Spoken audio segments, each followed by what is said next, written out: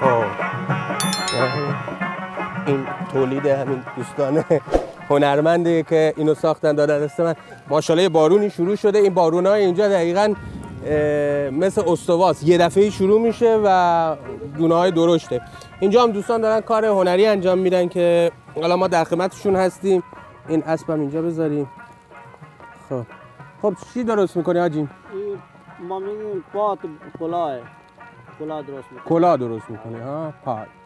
خب خیلی هم خوب. اینا رو با چی؟ با همین درخت خرما، همین برگ درخت خرما درست میکنه اینا. خیلی هم خوبه. اینم همون از برگ درخت خرما هستش.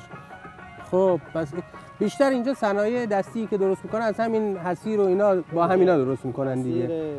جانمازی، جانمازی دیگه، مسلم میگن سفره. خب همه چیز درست میکنه، زیاده اینجا. آره با این برگ درخت خرما همونجوری که تو سراوان و ایران شهر هستش که با داز، برگ داز درست میکنن، اینجا با خود برگ درخت خرما درست میکنن اینو، چون اینجا محصول عمده این منطقه خرماست.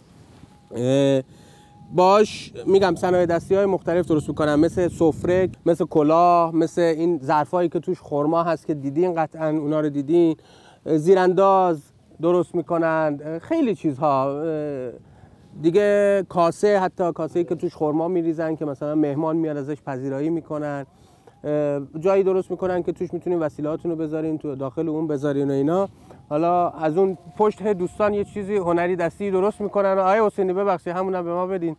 یه درست میکنن صنایع دستیشون رو، اینا رو درست میکنن و میارن به ما میدن اینا. باور کنین